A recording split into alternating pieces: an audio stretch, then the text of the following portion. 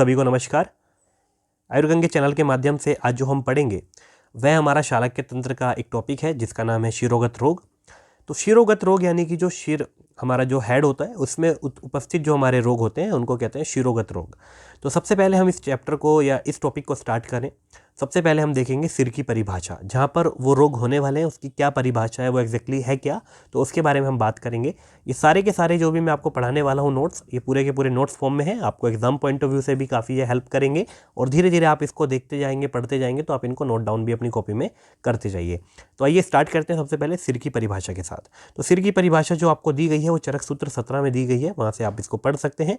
क्या परिभाषा है? प्राणा प्राण भ्रताम यत्र श्रिता सर्वेंद्रियाणि च यद उत्तमांगा नाम सिरस्तद अभिधीयते। अर्थात एक ऐसा बॉडी में हमारे पार्ट जिसमें क्या होता है, हमारे प्राण स्थित होते हैं, हमारी इंद्रिया स्थित होती है और सभी अंगों में उत्तम होता है, उसको कहते हैं सिर।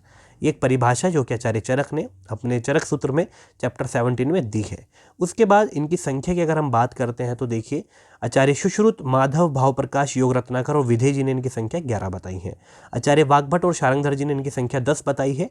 10 कैसे बताई है? जो 11 आचार्य अन्य आचार्यों ने बताई है, जो हमने ऊपर देखे हैं 11, उसमें 2 नाम आते हैं, क्षयज और अनंतवात। तो आचार्य वाग्भट और शारंगधर ने क्या करा, इन दोनों को नहीं माना। तो जब कभी हम 11 में से 2 को घटाते हैं तो हमारे पास कितने बचते हैं? 9 बचते हैं। पर यहाँ पर हमने पढ़ा कि बताए गए हैं टोटल, तो 9 में जब हम एक ऐड करेंगे तो हमारे टोटल 10 होंगे। तो इन्होंने 2 हटाकर एक ऐड किया था जो था शिराकंप, इसको यहाँ पर इन्होंने ऐड किया था। इस तरीके से वाग्भट और शारंगधर जी के 10 हो जाते हैं। आचार्य चरक ने 5 बताए हैं, जिसमें कि वातज, पित्तज, कफज, सन्निपातज और क्रमीज। ये भी आपको चरक सूत्र 17 में देखने के लिए मिल जाते हैं। उसी के साथ आचार्य चरक ने सिद्धि स्थान में कुछ स्पेसिफिकली बताए हैं, 4 और शिरा रोग बताए हैं, शिरो रोग जो बताए हैं, सूर्यावर्त है, अनंतवात है, अर्धावभेदक है एंड संखक है। ये भी काफ़ी इंपॉर्टेंट है, तो इनको हम विशेष तौर पर आगे देखेंगे। अब हम मुख्य टारगेट करते हुए आचार्य सुश्रुत को हम बात करेंगे शिरो रोगों के बारे में। तो देखिए, शिरो रोगों के नाम हमें सबसे पहले पता होने चाहिए कि हम वो आचार्य सुश्रुत के जो 11 हैं वो हैं कौन कौन से। तो उनके नाम के लिए मैं आपके साथ में श्लोका को डील करता चलूँगा। मैंने श्लोका को यहाँ तोड़ तोड़ कर लिखा हुआ है, तो तोड़ कर इसलिए लिखा है जिससे कि आपको याद करने में थोड़ा ईजी रह जाए। तो देखिए क्या बोलते हैं आचार्य, बोलते हैं शिरो रुजति मर्त्या नाम वात पित्त कफ स्त्री भी। तो वात पित्त कफ स्त्री भी का मतलब है कि 3 प्रकार तो यहाँ पर इन्होंने बोल दिए कि जो शिर में हमारे रुजा उत्पन्न करते हैं वो 3 प्रकार के रोग मुख्य हैं, जो कि उनसे हैं वातज, पित्तज, कफज। फिर इसी के कंटिन्यूएशन में आगे हमें श्लोका मिलता है जिसमें बोला गया है सन्निपातेन यानी कि सन्निपातज, रक्तेन, क्षयेन, कृमिभिस्थिता। तो इस तरीके से करके 4 और दे दिए गए हैं आगे, तो टोटल यहाँ पर 7 हो जाते हैं। उसके बाद आगे बोला गया है सूर्यावर्तः, अनंतवातः, अर्धावभेदकः, संखकः। तो इस तरीके से यहाँ पर ऊपर हमने 7 पढ़े और ये हमने 4 पढ़कर टोटल हमारे यहाँ पर 11 शिरोरोग हो जाते हैं आचार्य सुश्रुत के अनुसार। हमने बाकी भी देखे, आचार्य सुश्रुत ने भी, माधव ने भी, योग रत्नाकर ने भी, भाव प्रकाश ने भी, सभी ने 11 माने हैं। तो वे 11 ये हैं जो कि मुख्य तौर पर आपको इस तरीके से याद करने हैं। मैंने श्लोका को तोड़कर लिखा हुआ है जिससे कि आप आराम से इसको याद कर लें। उसके बाद देखिए इसकी एक ट्रिक बनाई है मैंने यहाँ पर जो कि आपको याद करनी है। इसमें आपको कैसे याद रखना है, VPKRS का अंत सूर्य व अर्धशंख क्षय से, यानी कि VPKRS से आपको वातज, पित्तज, कफज, सन्निपातज और आपका R से रक्तज और S से आपका क्या हो जाएगा, आपका यहाँ पर सन्निपातज आपको लेना है और R से आपको रक्तज लेना है। तो 5 आपके नाम आपके यहाँ पर क्लियर हो जाते हैं VPKRS से।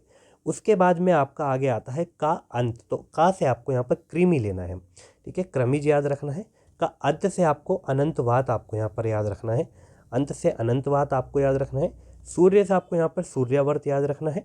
उसके बाद में अर्ध से आपको अर्धावभेदक, शंख से आपको शंखक याद रखना है और जो एक बचा क्षयन, वो आपको क्षय से आपको क्षयज या क्षयन आपको याद रखना है। तो इस तरीके से आपके जो 11 नाम है वो आप आराम से इस ट्रिक के माध्यम से याद कर जाएंगे। VPKRS का अंत सूर्य व अर्धशंख के क्षय होने से, ठीक है। तो इनका रीज़न बताया गया है कि VPKRS का अगर आपको अंत करवाना है तो 2 कंडीशन में होगा कि सूर्य के अंत होने से, यानी कि सूर्य और जो अर्धशंख है वहाँ पर उसके क्षय होने से होगा। इस तरीके से ट्रिक आपको आराम से याद हो जाएगी। अब एक एक का इंडिविजुअल लक्षण हम देखते हुए चलेंगे। तो सबसे पहले हम वातिक की बात करेंगे।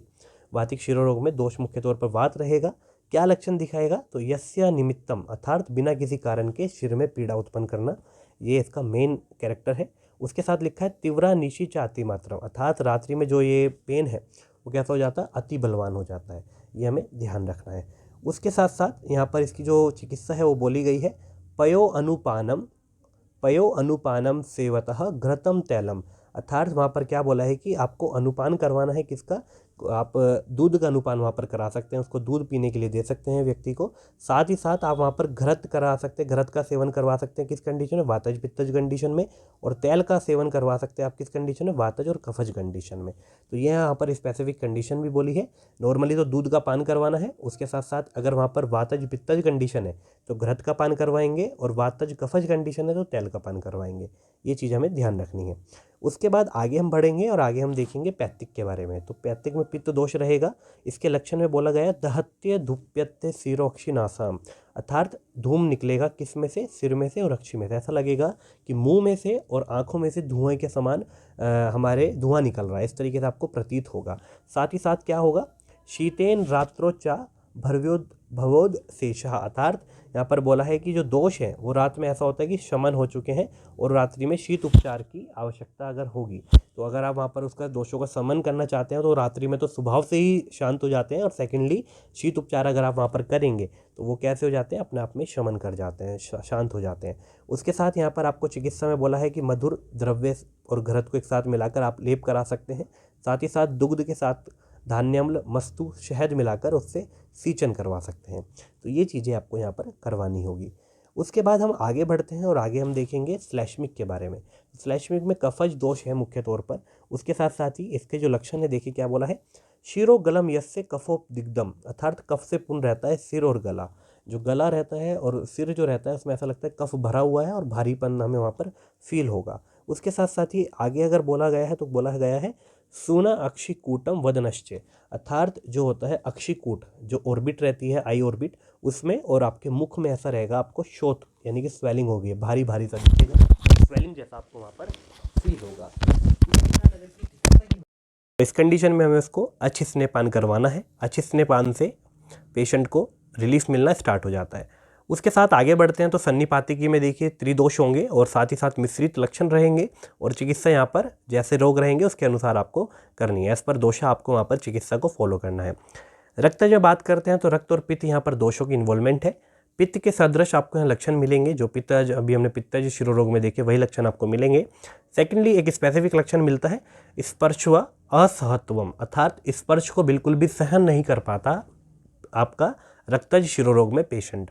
इसमें चिकित्सा है वो पित्तज के समान ही चिकित्सा करनी है आपको, कोई स्पेसिफिक ऐसी नहीं है।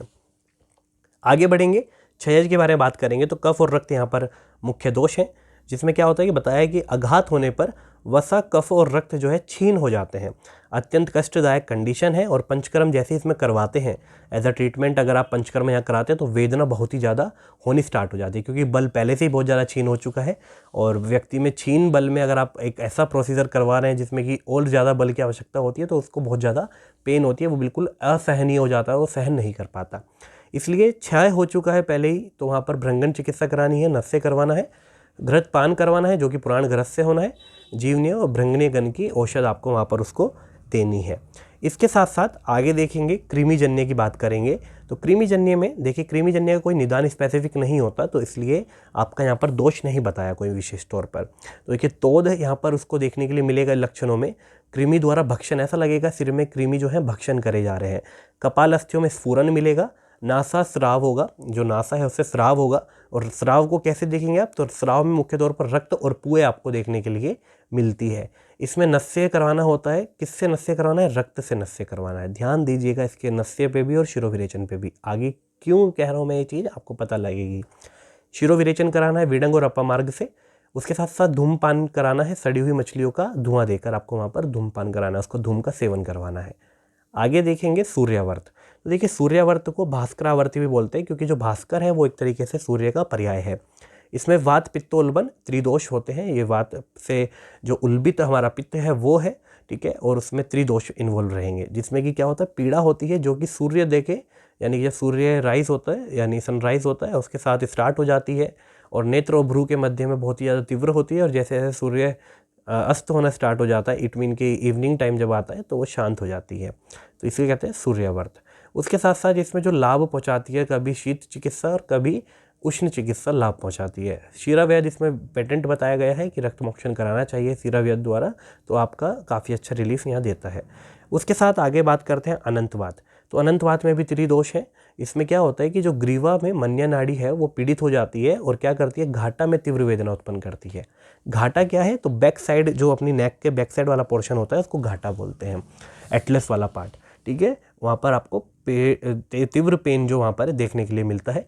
कंप होगा गंड प्रदेश में और पार्श्व प्रदेश में। इन लास्ट क्या होता है, सबसे आखिरी में व्यक्ति को हनुग्रह या फिर नेत्र रोग हो जाते हैं उस पेशेंट को।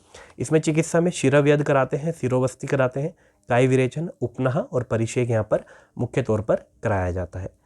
आगे बढ़ेंगे, अर्धावभेदक के बारे में बात करेंगे। तो देखिए अर्धावभेदक में त्रिदोष है, साथ ही साथ अर्ध सिर में, ठीक है, जो आधा सिर है, इसलिए अर्धावभेदक कहा गया कि हाफ पार्ट। तो हाफ जो हमारा हेड रहेगा, सिर रहेगा, उसमें क्या होगा, भेद होगा, जैसे कि कोई भेद रहा हो, मार रहा हो हमें, तोद होगा, भ्रम होगा और शूल होगा। ये सब लक्षण वहाँ देखने के लिए मिलेंगे। कैसे, आपको in every 10 to 15 days. It mean कि ये जो अर्धावभेदक रहता है ये आपका कैसा रहता है, एपिसोड के बेसिस पे रहता है कि आज हुआ, फिर उसके 10 दिन बाद हुआ, फिर उसके दोबारा 10 दिन बाद हुआ। इस तरीके से एपिसोड्स इसके चलते हैं, ठीक है, विदाउट एनी स्पेसिफिक रीज़न। कोई स्पेसिफिक रीज़न नहीं रहता, बस हो जाता है। इसमें आपको नस से कराना है, वचा और पिप्पली के द्वारा। पुराण घरत से आपको यहाँ पर पान करवाना है, व्यक्ति को पुराण घरत का पान कराना है, आचार्य चरक ने बताया है। अग्निकर्म कराना है और शिरोविरेचन यहाँ पर आपको करवाना है। ये सब चिकित्सा यहाँ पर आपको फॉलो करनी है।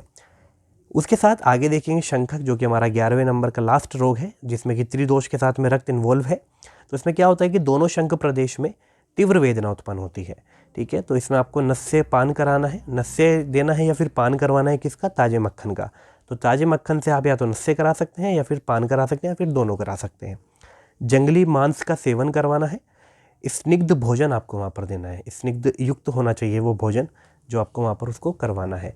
क्योंकि देखिए शूल जो होता है आपको पता है वात के कारण होता है मुख्य तौर पर, और वात जो होती है वो हमें स्निग्धता, मतलब वात जो है वो रुक्ष होती है, तो स्निग्ध चीज़ उसको क्या करती है, शांत करने का कार्य करती है। तो इसलिए थोड़ा सा स्निग्धता प्रधान जो है यहाँ पर चिकित्साएँ बताई गई हैं। आगे देखेंगे शिरोविरेचन की कुछ विशेष बात बताई गई है। तो देखिए विशेष में क्या है कि शिरोविरेचन आपको करवाना है शिरोगत रोगों में मधु और तेल से, बट किस में नहीं कराना है, तो कृमिजन्य और क्षयज में नहीं कराना है, बाकी सब में आपको करवाना है मधु और तेल से। ये चीज़ आपको ध्यान रखनी है। इसके साथ साथ इसके कुछ सामान्य योग हैं जो आप नॉर्मली याद करके लिख सकते हैं। तो सामान्य योग में आपको एक ट्रिक लिखी है, लक्ष्मी चंद्र की गौ को शूल है।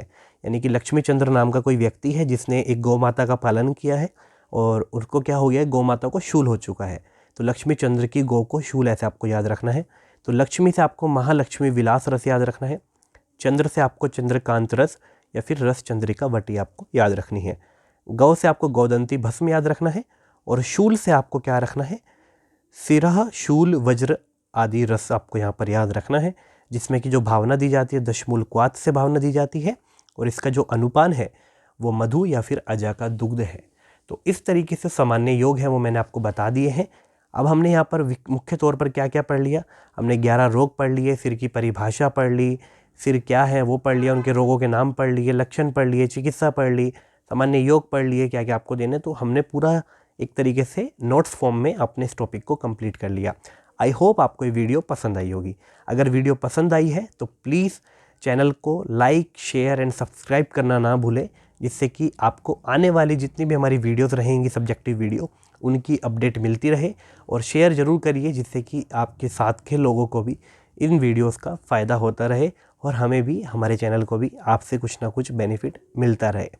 और आपको अगर वीडियो पसंद आती है तो अपना कमेंट में थोड़ा सा टाइम दीजिएगा और अपना बहुमूल्य कमेंट हमें लिखकर थोड़ा सा आने वाली वीडियो के लिए प्रेरित कीजिएगा। Thank you so much guys.